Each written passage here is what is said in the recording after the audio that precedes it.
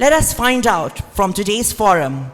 Now, I will hand this honor of talking to you all to Professor Dato Dr. Ahmad Farhan Muhammad Sadullah as the moderator for today's forum. Please welcome. Thank you. I think your name was Farhan as well, right? Yes, okay, thank you, moderator. Assalamualaikum warahmatullah, and very good morning still. Again, welcome to East Conference. I would like to welcome our esteemed guests, Prof. Hinorori Kato, Dr. Noor Fuad, and Prof. Gunter. Yes. Ladies and gentlemen, it is my privilege to moderate the Forum 1. This is one approach by the organizer to get as many experts to be able to address the theme of our conference. And the forum has, there will be 3 forums. And the first one is talking about the future of mobility, challenges and opportunities, to reflect the issues and what I have actually tried to put forward in my own keynote. So in this forum, we have about 1 hour or so to discuss. I will provide some questions. Some of the questions I will make it open so that everybody can actually give your thoughts. Some of the questions perhaps I will ask directly to any one of you so that you can actually give more in-depth answer to the problems. But it all resides or it all addresses the issues of the future of mobility, what are the challenges and opportunities. And ladies and gentlemen, my dear panelists, when we talk about the future of mobility, of course, we cannot run away from the promise of technology. And as I said earlier, there's a lot of interesting and exciting propositions that are with us, ahead of us. But maybe we can look into the perspective of perhaps 3 countries, the European perspective, the Japanese perspective, and the Malaysian perspective. How do you see technology provides the opportunity or challenges to sustainable mobility? Maybe if I can start from the farthest from us, Prof. From Vienna, if you can just share your thoughts about the technology, a simple start, maybe a short view of it.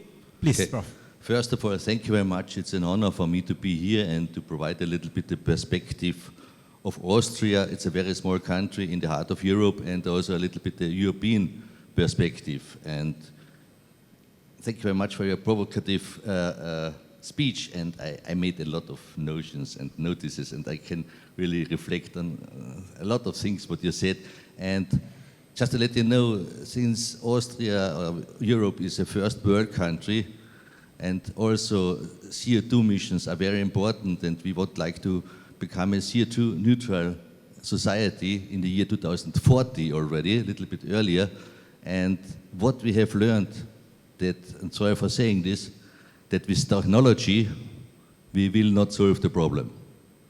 We also need, beside technology, we have to use all existing technology, make it very, very efficient, but what we have to do is, we have to change also our travel behavior.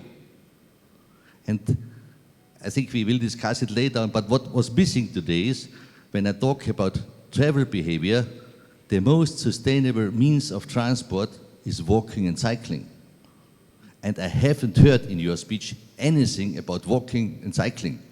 And this is really one of the problems, because if we don't use walking and cycling, we will not solve the problems. And I think we have time later on that I explain a little bit more what we have to do to encourage people in the future to walk and cycle a little bit more. Okay, thank you. Thank you very much. Okay. Since you have the mic, sir, a bit about your thoughts on technology, advancement, and sustainable mobility. Thank you, Prof. Honorable fellow panelists, ladies and gentlemen. on technology advancement and technology adoption. Malaysia is considered as developing countries. As we know, we are technology adopters rather than leading the technologies. Usually when technology introduced in certain areas, we are just the followers, not the leaders. So sitting on the right me and left on my chest is the leading technologies countries, Japan and as well as Germany. So what we can do is we do more partnership collaborations and so-called some say as reverse technology. Some of the wording, people in Malaysia usually use reverse technology, which we adopt and align with our needs and requirements according to the standard and safety of the authorities. Furthermore, we are also keen to collaborate with any countries. I think new emerging economics, say the India, and some in the Eastern Europe, to further collaborate in the area of the technology and advancement, especially on transportation. That's it. Thank you. Thank you. Thank you very much. Prof. Kato, if you can share your thoughts. Okay, thank you. This is my great pleasure to join this interesting panel discussions, and thank you very much. And yes, regarding the technology and mobilities, of course, such a kind of a new technology like EV or some AI, I think these technologies enable us to make a more sustainable transportation, improves accessibility and mobility, and that contribute to as highlighted by the Professor Dato, the improvement in the disparity. For example, the handicapped people, senior people, or the kids without the driving license, they may be able to travel by using electric vehicle, particularly the connected ones. But on the other hand, we should care about what kind of impact is expected from this kind of new technologies. And particularly some types of people may feel some kind of negative impacts from new technology. For example, digital divide is one of the quite big issues maybe. Senior people or some types of people may not be so well accessible to internet for services. They may have some difficulties in the same way as the other people who are easily accessible to internet. Or the other issues is, for example, the management of the data collected from the connected services, like privacy issues. How can we deal with these issues? So social acceptance of new technologies or the transitions from the traditional systems to the new technology-based mobility services, that could be one of the challenges we need to think about it. But that's all from me. Yeah, thank you very much. I think the key even for technology is inclusivity. We have to take into consideration everybody's needs, right? Because it could be only good for certain sectors, but may not be actually helping others, especially when there is technology divide. I think so. I think that's a very key take-home message for many of us, especially if we are policy makers. Sometimes we assume that everybody will be adopting it. But I think we also need to work with our marginalized society. And we do see our parents now, they are able to handle apps to reserve food or Grab, So I think that the bridging of the disparity between technology divides in the society is also something that is important. Okay, let us go into the next topic. I think I would like to extend on Prof. Gunther Amberger's point on active travel. No doubt, active transport is very important. It's very, is one of the most effective way to reduce our carbon footprint, definitely.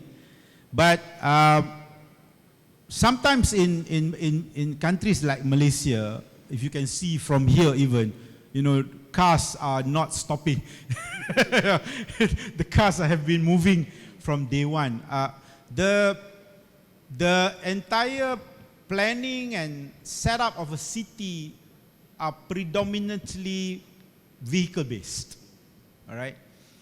So, how do we try to popularize and make active transport safe and popular in an environment that is not so practical or not so supportive? Either as a commuting, right, day-to-day commuting, or as a last mile and first mile option. Because that is also a big issue, because we want to promote public transport. Even the last mile and first mile has to be vehicle-based, at least in Klang Valley. How do we change things so that the first mile and last mile can go into a more sustainable way of transport, i.e. Active transport? So maybe we would like to hear from the mayor first. How do you feel? Because you are planning, we are anticipating and very excited about LRT, MRT that is coming through Shah Alam. Is there any plans, Doctor, on last mile, first mile, especially towards active mobility? Silakan. Thank you, Prof. We successfully developed TMS transport management system for our local buses, free local buses, which we spend nearly 12 million a year, or monthly 1 million, 12 million a year, ringgit Malaysia, equal to USD 3 million, right? 3 million USD. On transport management system, we introduce people where the buses can go around the city of Shah Alam, from the main city to the remote area, and they can access throughout the buses. This is given freely to all the citizens. For non-citizens, they only chargeable for 1 ringgit or 1 ringgit Malaysia per ride. And next year, we'll be having 2 main light rail LRT station in Shah Alam, accessible to the stadium. We have a big stadium here, and then in city center. So over that 2 main stations, we have successfully developed the TOD concept, transit-oriented development, whereby we can encourage people use micro-mobilities seamlessly. Taking the journey from here to, say, Kuala Lumpur, and as well as we encourage people enter the city using free emission carbon vehicles. I think for Shah Alam to introduce free emission zone like London, I think we have to give leeway first to our big brothers, capital city of Kuala Lumpur. I think last 15 years ago, we heard the mayor of Kuala Lumpur announce to have carbon emission zoning, but we end up go nowhere. But because I think the infrastructure-wise, we need to develop further first, and experience for the passengers. They know where the transport, the public transports start and ends. Therefore, this is good for starting ambience or environment or ecosystem for Shah Alam to introduce, may one day, a free carbon emission transportation in the main city of Shah Alam. Thank you, that's it. Thank you. Thank you, Doc. I hope best wishes to Shah Alam. I think the will must be there. Yeah. But I think sometimes our problem in countries where we are very much car-centric, anything to do with public transport is an afterthought, right? That's the problem. You know, we have done every route network, then only we try to fit in public transport. So again, perhaps my call for a national mobility development program, you know, is something that we need to start thinking of, because all cities have started with a very extensive road network, and when we introduce public transport, it is expensive to introduce one, and yet we still have problems of the supporting network. So I think this is something that we can learn from our lessons, and perhaps you know, in a greenfield technology, we still have other cities in the country that do not have rail network, that we need to adopt that. Thank you, Doc, for your sharing of your thought. Prof. Kato, I know Japan has been doing this for many years. What are still the challenges? I mean, do you see any more challenges in terms of active transport use? I know that people walk everywhere, and maybe the weather is less punishing compared to Kuala Lumpur or Shah Alam.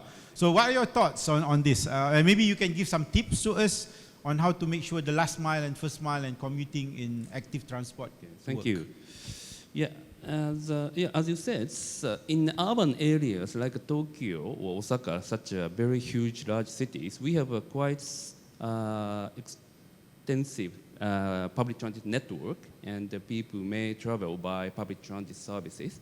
And in those cities, first mile, last mile is, of course, one of the important issues. And recently, for example, e-scooters has become more popular among young people, and that could be expected to be used for first mile, last mile to from railway stations. So I think the new technologies could change the style of first mile, last mile. But if we look at in local cities or rural areas, unfortunately, even in Japan, we do not have sufficient quality of public transit services, and particularly those cities suffer from the decline of populations or the rapid aging. So the existing public transit service cannot continue their services. That is quite a big trouble for us. And due to that, more people shift to private cars. So how can we keep public transit services in those areas? It's quite another big issue.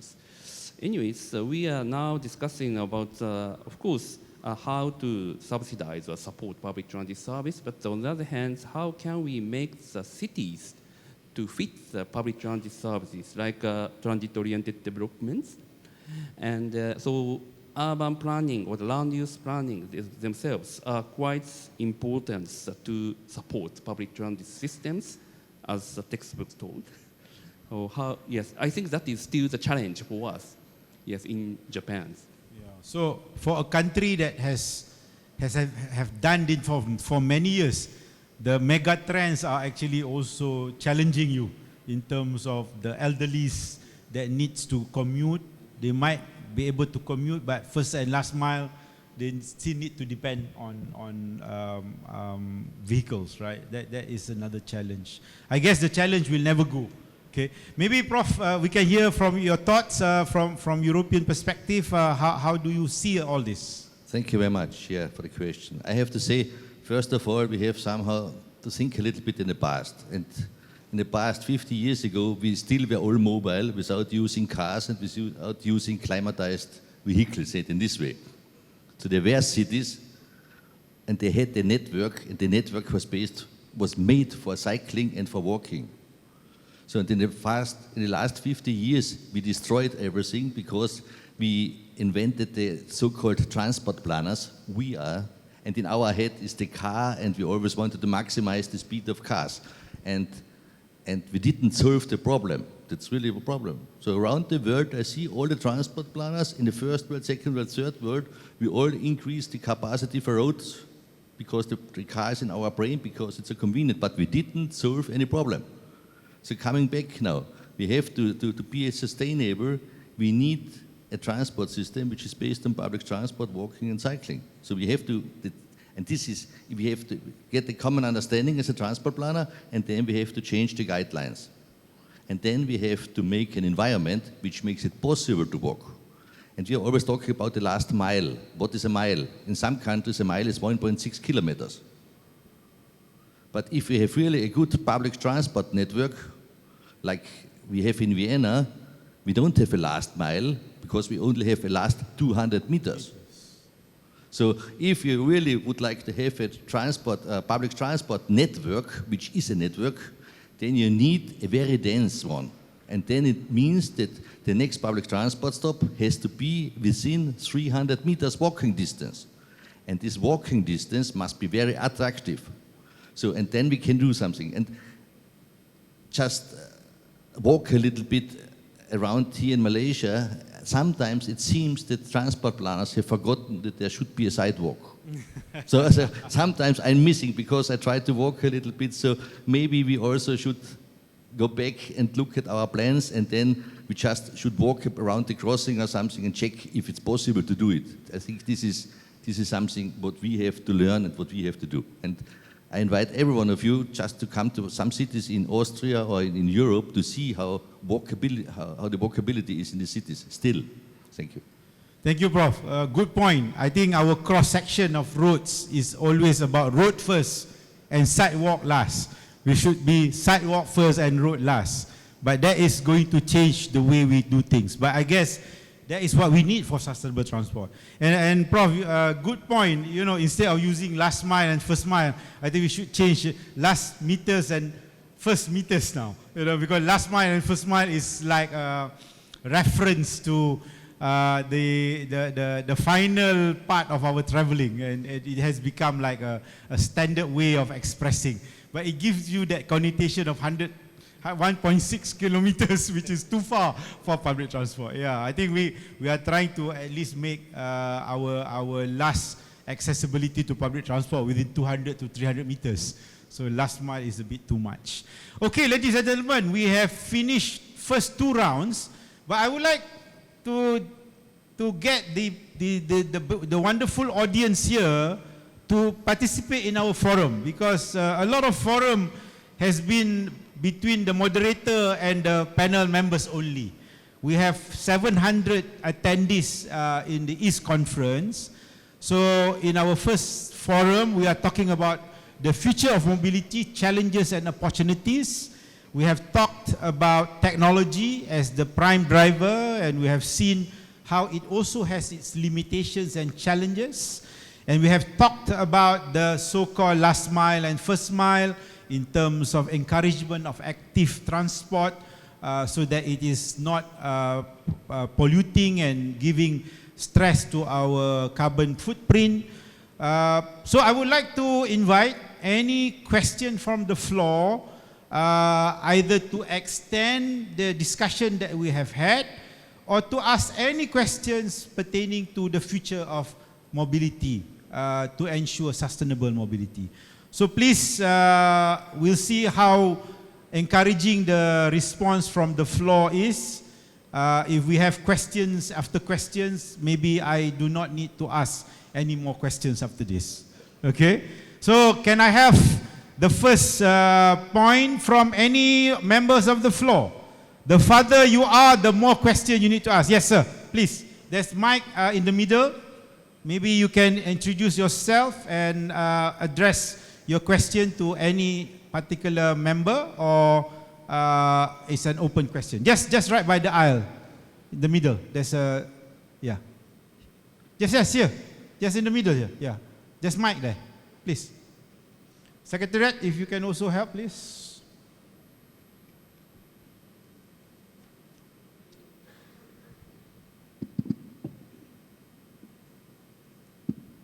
A very good morning to everyone. Thank you for the excellent topic and the discussion for the future of mobility. I'm Dr. Sivakumar from University of Moratuwa, Sri Lanka, representing the SLST, Sri Lanka Society of Transport and Logistics. To the best of the time available, let me make it very short. Usually for a mobility, like we are talking about only on the transport side, like we were talking about last mile, and then Professor from Austria mentioned that it shouldn't be a mile, it should be some meters. To make that mile to meter, it's not only we need to tackle the transport side, but we need to tackle the land use side importantly. So my question or opinion I would like to see, how we integrate or marry this land use and transport, which are unfortunately in a under two separate umbrella or under two separate institutions or an organization or a thinkers. So how do we make this merging? It's a challenging question, but it's a very important question. Thank you. Thank you, sir. Thank you, our friend from Sri Lanka. Thank you. So, anybody would like to answer that question? The challenges of land use transport integration is a problem that has been with us for many years. Anybody would like to answer? Mayor, do you want to answer that first? We have a mayor here. He's in charge of land use transport. Thank you very much, Mr. Sivakumar. As an authority for the city councils, we usually have every 5 years reviewing our RT, rancangan tempatan, local plans. So sometimes we are bound with the federal planning as well as state planning. So we put local planning as our main guidelines. So some of the investors, they are keen to invest in certain pocket of the development. Therefore, we need to shift upon the demands of the residents. Nowadays, I think the youngsters, new generation, they are keen to live in the township, everything in there. Say the condominium, high-end condominiums.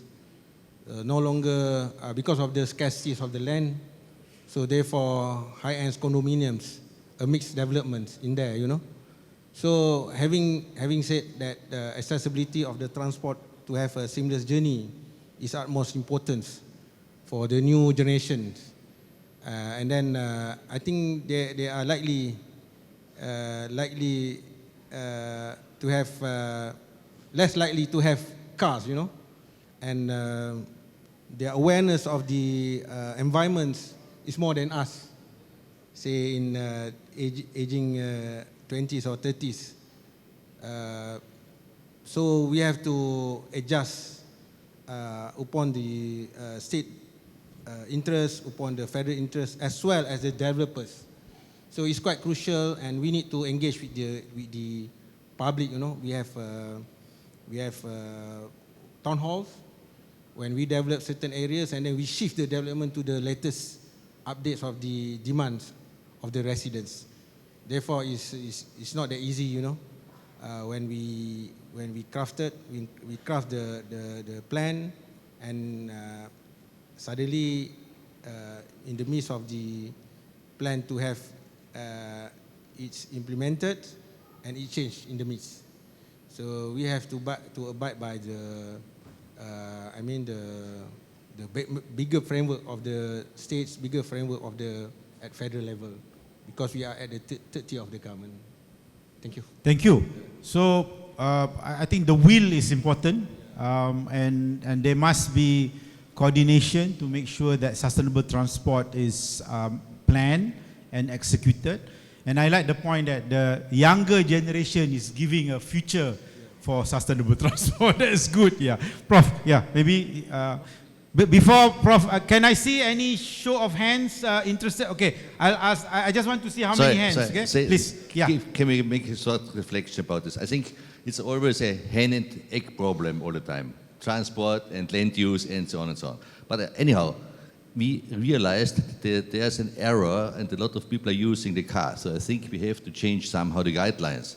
There exist guidelines how big must be the number of car parks, for example, and where they are located, very close to the house.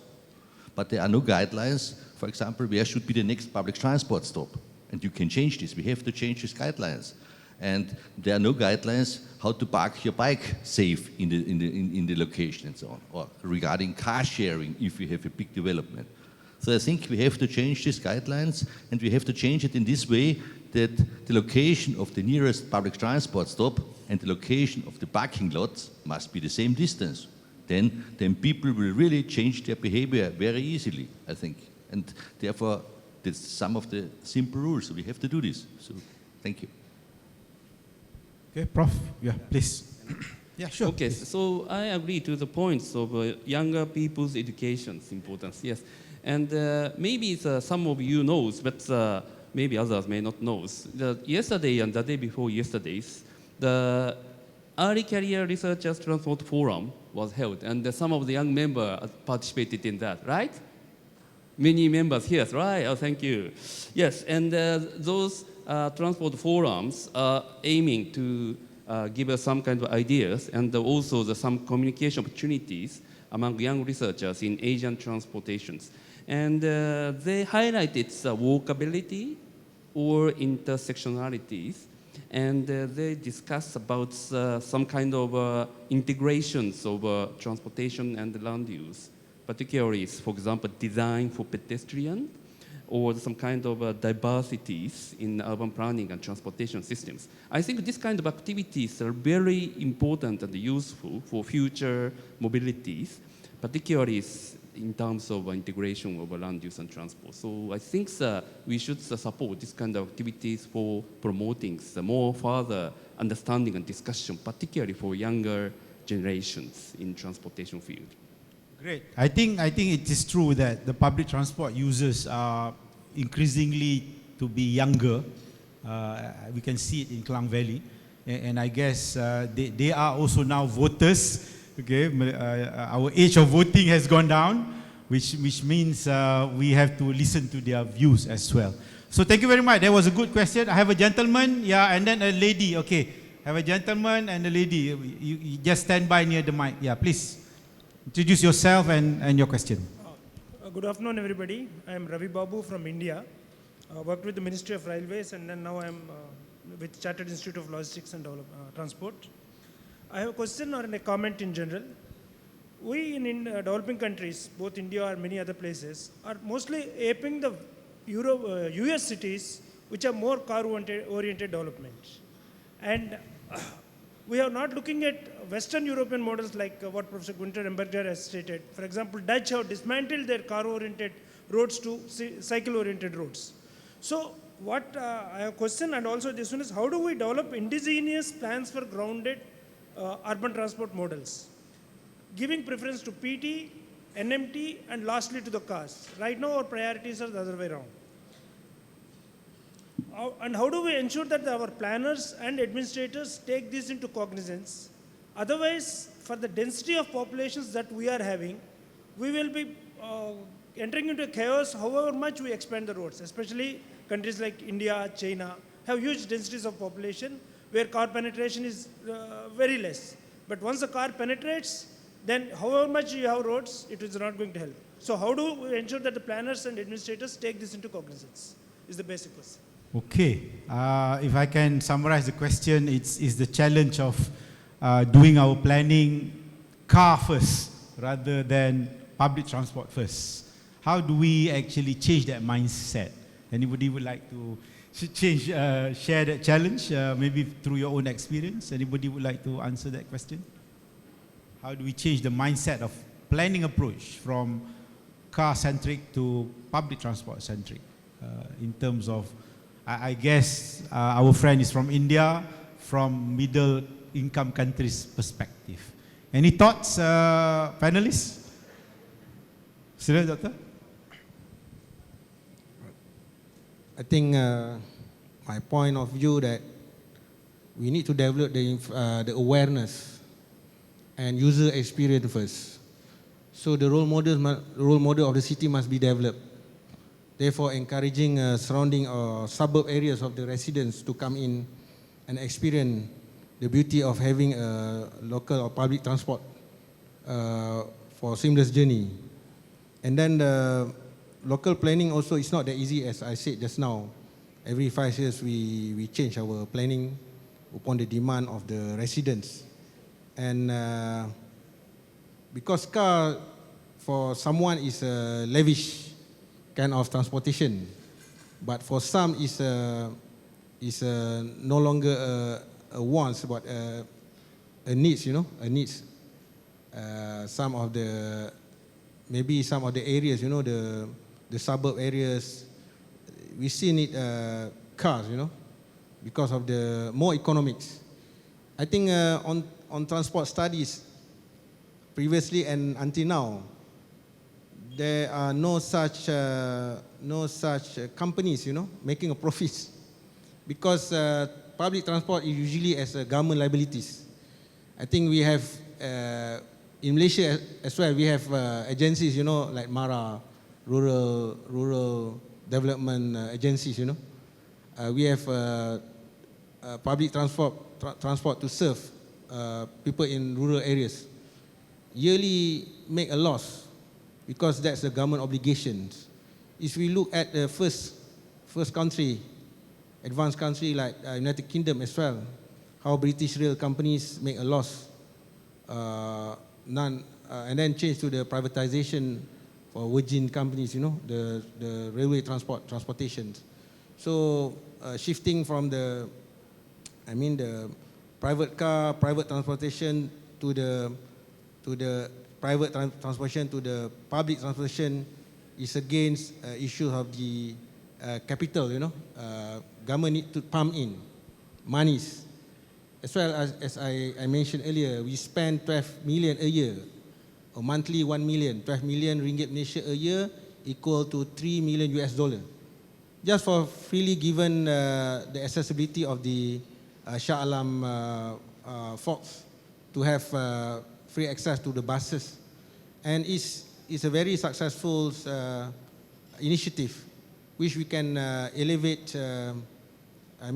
we can reduce the income gaps, especially in hardcore poor, They don't have money to hire a special or personal bus, school bus to schools. Instead, they ride the public transport for freely. So there's no such issues of the absenteeism among school children, because we have given them a public access for them to go to school as such. Thank you. Okay, thank you. Any would like to, or shall we go to the next question? You would like to share your thoughts? Yeah.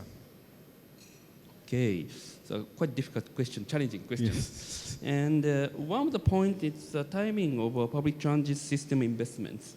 And once the income levels becomes higher than specific levels, people start to think about own their private vehicles, and they are going to the more private car-oriented lifestyle. So one is possibly before the start of a very rapid economic growth, public transit system should be invested. Then maybe the people have some custom or some experiences to use public transit, and their lifestyle or mindsets are going towards the public transit systems. But once motorization has started and the car or the motorcycle ownerships becomes higher, a little bit difficult to change their lifestyles. So one of the strategies, of course, the changing the land use patterns. So more guides the people to use public transits through, for example, walkable cities amongst some transit stop areas. Of course, in addition to them, education is critically important. So the governments or some universities or the middle education opportunities, they give some more information and some guidance young students or the kids to understand the importance of public transit, particularly for the environmental point of view. Okay, but these are the comments from me. Okay, thank you. I guess the challenge is as the society become richer and more affluent, the tendency is to go to cars. Maybe we should balance it with a higher generalized cost of travel, which is not popular. Okay. Congestion pricing, parking, limited parking, costly parking, which is happening in many big cities, but it may not be popular. I think, can we go to the next question? Our lady friend has been there. Let's hear out her question, please. This is Blessy from Hiroshima University, and this is not the question to the mayor. It is some sharing my experience to the mayor. So yesterday we had that ECR forum. We have the walkability experience towards the city. So myself and then another one, my friend is from Japan. So we both work together, but we doesn't find any zebra crossing into the walking path. So it is we need to tell them how to cross the road technically. So my question in the sense of like, if you want like develop the city as a last mile connectivity for the future transportation, what are the plan or strategies you have near future? Do you have any plan or strategy for which I observe that it is car-oriented developed city, not the pedestrian-oriented developed city. So what is your action plans for very near future which required for the transportation? Thank you. So the question is directed to you, sir. Experiential learning from our guests. Thank you, madam. Actually, we have developed a low carbon city action plan for Shah Alam for 2035. Meant for reduce the carbon emission and encourage people using a public transport. So the challenges here, as I said earlier, that sometimes people prefer to use private vehicle to commute to their office and then back home then. So sometimes people using public transport maybe one day, Prof, showing their social status. Only the rich can bring their cars in the cities.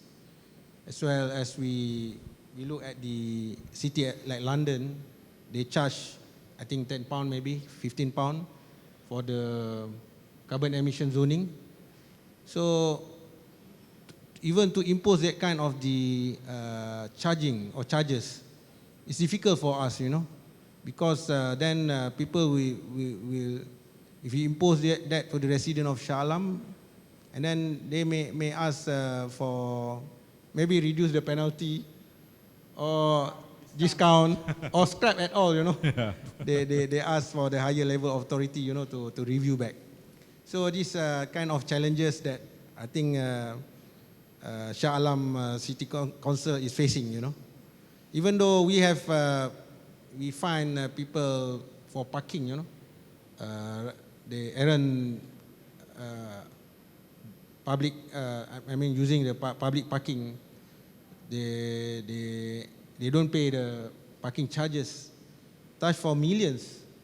But sometimes we need to promote for them to pay up to 70%, 50% to do, to get the fine, payable back to the city. So yearly we have to do an open day, for city council, and then the day for everybody to pay their fines. So I think this is sometimes it's good, but for long term it's not good in terms of the awareness and then experience for public parking and experience for a discipline or more high moral residents. That's it, Prof. Thank you. Thank you. I guess the challenge is about the people for sustainable transport to work. Maybe in countries like Malaysia and low and middle income country, it's actually the people must want sustainable transport. If the authority wants it, that the people doesn't want it, you have this problem. They want discounts, they want all this become nuisance and so on. Pragunti, you have any thoughts on this? Thank you very much. I think people always want to spend less money and to be more convenient, so because we are lazy by definition. But anyhow, I think this is also a role of planners and also politicians to generate an environment that people behave in the right way. And I think this is very, very important, that the built environment, and this is the case where we are responsible as transport planners, influence the behavior the most. We have to be aware of that. But I would like to answer some questions, because you're always talking about sustainable mobility. How do you measure it? I don't know, do you have targets in this country that they say, okay, the CO2 emissions must be less than 40% or 2 tons per year or something like this per person? What are the number of modal split, for example, and what are the accidents? Because if you don't have quantified targets, it's very difficult to measure the success of your policy instruments, what you have done.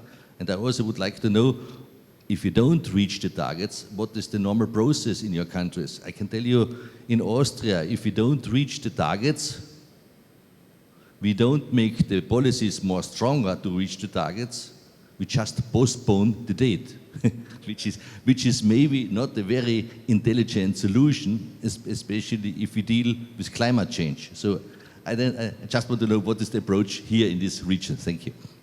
Yeah, maybe I can answer that. We have targets.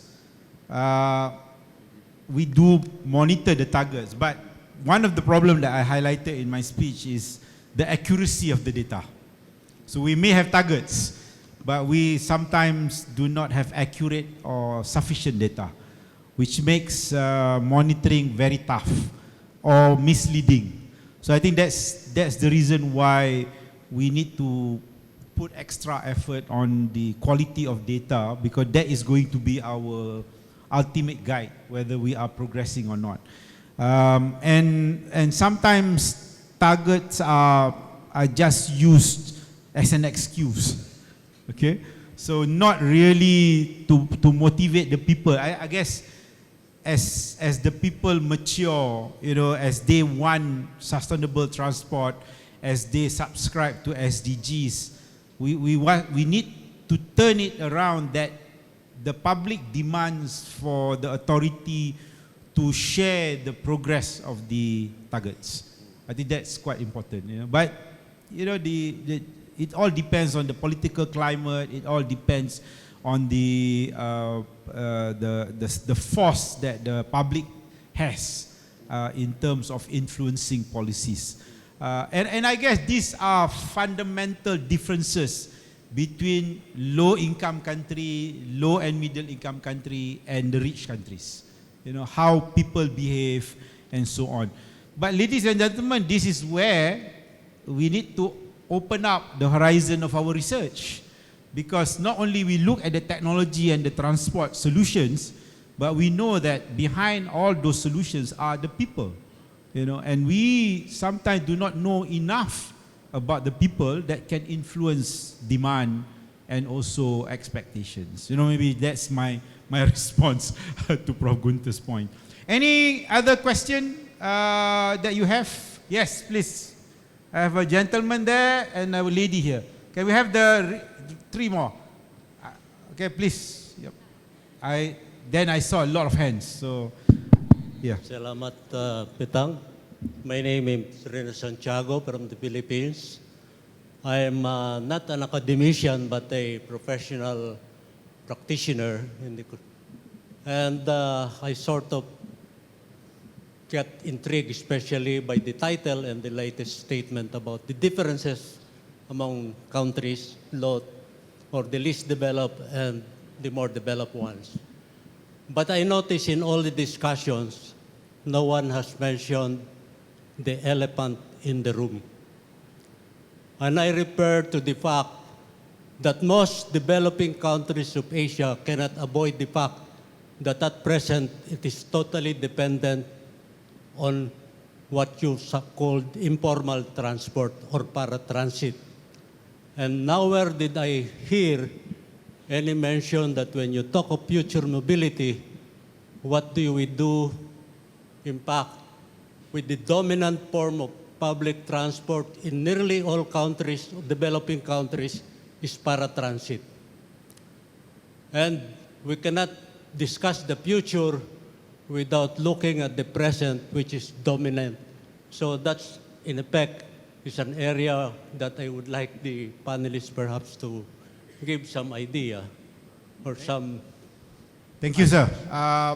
From the role of paratransit, especially towards localized transport, I know some countries use it a lot. Any experience of paratransit that you would like to share? If not, I can share a bit. We had some issue of regulation in terms of paratransit. Of course, paratransit has actually transformed into e-hailing, you know, the modern way of paratransit. We used to have paratransit that has routes, but now the e-hailing, in my opinion, has sort of taken over the role of paratransit in a way. So sir, I think that kind of supportive environment is still important for mobility, but may not necessarily be that sustainable as well. Okay, because in Malaysia, for example, we do have problems of regulating them. We have problem of safety, and some of the countries also have motorcycle paratransit or motorcycle e-hailing, which adds up to some of the problems, you know. But it's true, perhaps there are so many issues that we need to discuss. I hope there is a session on paratransit in East. It is definitely something that is normal here. Yeah, please, sir. Prof. Yeah. Thank you very much for this very important issue. And I think paratransit covers, makes explicit or shows the deficit of the existing public transport systems in this country. So if you have a better public transport system, then maybe paratransit goes down. And I also have to say that in first world countries, we now invent the paratransit new. It's called now micromobility for the last and first mile. So it's more or less the same what you have already in your countries. You have a very small scale public transport system for short trips or something like this, and now we invent the same what you already have. And I think in this case we can learn from your side, and this is, I think, a good approach, and we have to talk about this. Thank you. Thank you, sir. We have several more persons. Yeah, please. Yeah, just go. Yes, please. Our lady first, maybe. Lady and gentleman. Yeah. Yeah, please come. And then you, sir. Right. Thanks. Yes, good morning, good afternoon. So I'm Durley. I'm representing Women in Transport Leadership Network. And I was really very heartened to see Associate Professor Masria speak to us and address us. Because, for the first time, there was a female leader to actually look up to. And then, the panel discussion came, and I was pretty sad to see that, this is an all-male panel. But I know that you have, very... Sorry about that. We could be a fairer person. Yeah, thank you. But I know that you have very good perspective because, you probably are married to a woman. You might have children who are, female. You have mothers, definitely.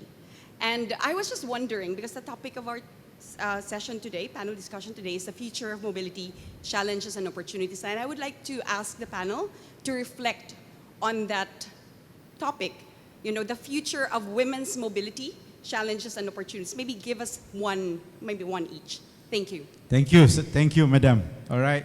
So please, Prof, maybe from your perspective of ensuring inclusivity. I think the word is inclusivity. We can discuss inclusivity in many ways. We talk about income disparity, but gender disparity is also very important, and it's part of the SDG after. Please, Prof. Okay, thank you. Yes, we have a little discussion yesterday and the day before yesterday about the topics in the transport forums. Of course, first of all, so we should promote the females or the handicapped people or the various types of people to participate in the discussion in transportation strategy developments.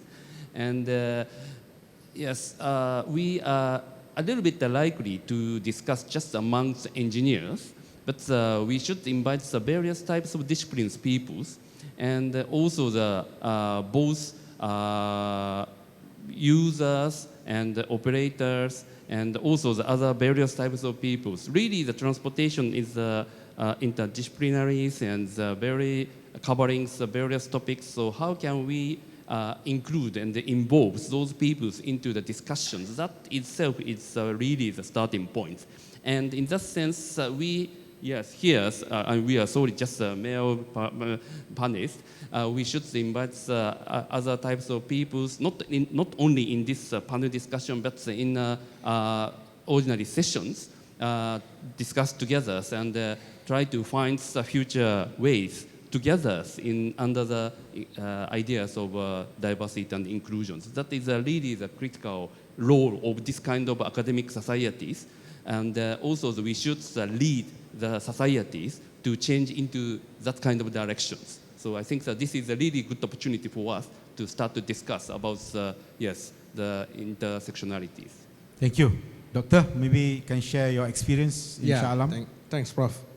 For gender sensitivity on transportations, I would like to say about safety-wise. So in Malaysia, I think almost past 10 years ago, Prof, yeah, we have introduced certain areas of public transportation meant for or prioritized for the women, namely in buses. We provide for the pregnancy, preggy women sitting, as well as light rail transit, LRT, mass rapid transits, MRT, and parking bays in shopping malls, which we allow bays accessible closer to the main doors for the shopping malls. Because we know in Malaysia, I think the culture in here, usually husband giving monthly kitchen spending to the, to the wife or mothers, but then mothers and or wife spending those for groceries in shopping malls, bringing together their children. So closer bay parking to the mall can ensure safety for the women.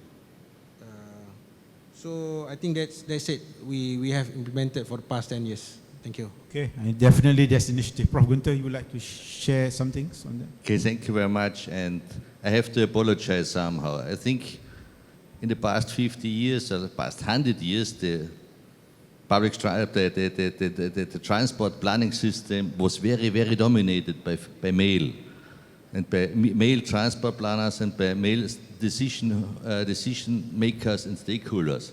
And what we have got is a transport system as you see today. It's fast, it's powerful, it's brutal, it's not environmentally friendly.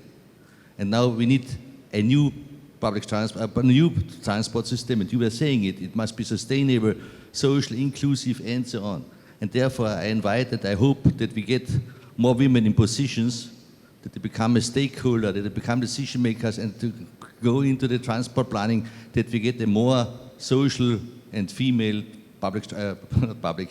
transport system at all. So I warmly invite all of you to step on a stage and help us to design a system like this. Thank you. I guess, thank you very much. I guess the spirit of inclusivity means that when we have to decide, we have to include everybody's perspective and not to miss anyone to be omitted from the considerations. I think that is most important. Okay, ladies and gentlemen, I can allow one more last question. There was a gentleman behind. Yes, please. And the rest, I'm sorry. I would love to extend this, but you have been great with questions. Okay, we have our last question, please. Hello. Please forgive me if I'm shaking right now because it's a little bit too cold for my liking at the moment. My name is Trương Phạm Phương Nam, and I'm the student at University of Social Sciences and Humanities of Vietnam National University, HUCMC. And firstly, I would like to say thank you to all of the previous participants who have asked the various questions that I think are very relevant to the current topic, although I think I will agree that people will want sustainable mobility, sustainable transit. The problem is that in not mentioning the less than well-off cities, but in middle-income cities, sometimes people are stuck in the old ways, in my observations, stuck in the old ways of mobility using private transport, when in reality the public transport system is not too flawed to satisfy the needs of those people for those travels, those journeys. So I think we have a lot of good research, a lot of good relationships with the governments and the regulators, but I think we can if we can spend some time working with the public and reaching out to the public to discuss our results of the research and what the public can do, then we can probably kickstart a much needed conversation about reforming the public transport system, especially in cities where there is not yet an established metro system and there's a lot of potential for a public transport so-called revolution. I think this is not a question, but a challenge for us all as transport professionals. Thank and you, sir. researchers. I think that is reflecting on the call of the day, where we as researchers, the communities of scientific that is supporting transportation, should provide impact, as you have suggested. It has to go beyond just academic and publication realm. You need to get the attention of the authorities, you need to get the attention of the private sector, so that we can influence what is needed for the country. Thank you very much. All right. Terima kasih. Thank you. So I think we have to wrap up, and can I invite you perhaps a last words as a wrap up to the session, maybe 1 or 2 minutes before we close. Please, sir. Okay. Thank you very much for this very interesting discussion. I think we will not solve, start with my first statement. I still think we will not solve the transport problem by only using technology. We have also to change our behavior and the behavior of people outside, and therefore we have to think about how can we create, how can we design the road network and the road layout that people can behave in the right way, so that walking and cycling is an option. Thank you. Thank you. Doctor? For my last take, we should encourage and promote the usage of the public transportation at the stage of the early childhood for our children at kindergarten, to give them awareness of the negativity of the carbon emissions. So therefore, we can encourage them to use more public transport during in future, and they can support our policy plan for the city. Thank you. Thank you. Prof. Kato? Okay, thank you. I also enjoyed discussions in these panel discussions, and I realized that we should be responsible for mobilities, particularly for sustainable mobilities, as of course professional experts, but we are also responsible for the societies. So that we should make a guidance of the societies to the better direction, sustainable mobility directions, together with all citizens, peoples in the world. So in that sense, our society has a very big, important role to guide the societies. So that is my impressions, and also the findings, understandings from today's panel discussion. In that sense, very valuable opportunity. Thank you very much. Thank you, Prof. Thank you very much. So we need to get out of our comfort zone, ivory tower, and we need to really provide impact to the world. So ladies and gentlemen, first of all, I would like to thank our audience for great participation. I apologize for many hands that were not able to ask. We still have 2 forums, tomorrow and last day. So please, I hope the response will be as great. So I would like for us to applaud the audience first, right? Let's applaud the audience for a great session. And last but not least, can we all put our hands together to thank our panelists, our 3 panelists, for giving us the answers. So ladies and gentlemen, as the moderator of this session, I would like to sign off and thank you very much. I hope you enjoy the remaining of the conference, and may good things come out from our 3-day conference of EAST 2023. Thank you very much. Assalamualaikum warahmatullahi wabarakatuh.